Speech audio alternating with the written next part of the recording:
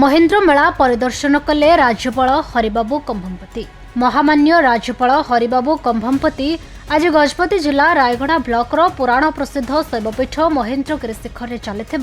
नव दिनव्यापी महेन्द्र मेला परिदर्शन कर फेरी। राज्यपाल श्री कंभमपति महेन्द्र मेला पहुंचवा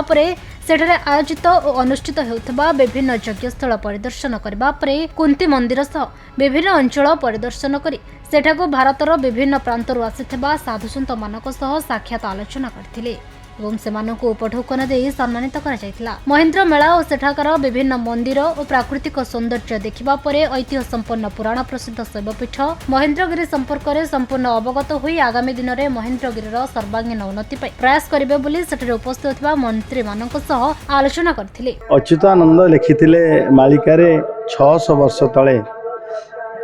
मेला यज्ञ हेब महेन्द्र आज संपूर्ण होगा जाऊँगी एवं तार पूर्णांग रूप नहीं सारा एवं जेबे जेबे जोड़ा मास पड़ो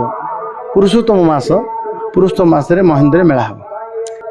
ये पंचु पांडवंकर शाप मुक्त प्रकृष्ट क्षेत्र थिला एवं ये प्रमाण सहित अच्छी भीम मंदिर कुंती मंदिर युधिष्ठिर मंदिर प्रमाण सहित ये उज्जीवित भाव ये अच्छा ये परशुराम भगवान परशुराम ये तपस्यारत ये जागृत भाव अच्छा ब्राह्मण माने बछा बछा ब्राह्मण माने नैष्ठिक ब्राह्मण माने यज्ञ कार्य लगी महेन्द्र आलती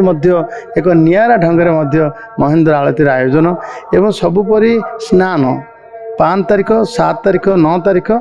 जमती सप्तमी पंचमी और नवमी रे स्नान जोग थिला स्नान मध्य ब्रह्मकुंड में स्नान कर सब आश्चर्य महेन्द्र शिखर उपरे महेन्द्र तनयात नदी तले प्रवाहित होती से आम ट्यूबवेल गुड़ा मत सक्सेस हो गला एवं गोटे काम ये असफल आड़ को नौ ना समस्त सहयोग समस्ते ये सुंदर भाव में लक्ष लक्ष लोकंर समागम समस्ते अचिरे दर्शन करवा साधु दर्शन ब्राह्मण दर्शन यज्ञ दर्शन पर ये श्रीरामचरित मानस महायज्ञ भी चली पारायण चलती ये गीता श्रीमद् भागवत गीतार पारायण भी चलती ये गोयज्ञ चलती ये गायत्री परिवार सत्संग भी चलती भी यज्ञ चली भागवत सप्ताह चली ये देवी भागवत पारायण चली रुद्राधेयी पारायण होची विभिन्न आध्यात्मिक क्षेत्र ये गोटे संकलन ये महेन्द्र मेला 2026 ये मु समस्त को निवेदन करी समस्ते पूर्णाहुति सहित सहयोग करी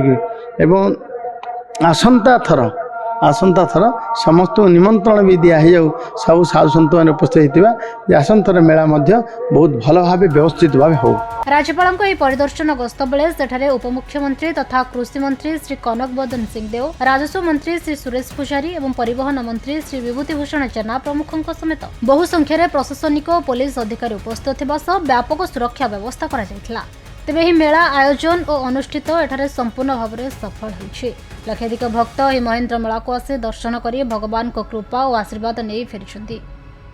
गजपति हेमंत प्रधान को रिपोर्ट खबर ओडिशा।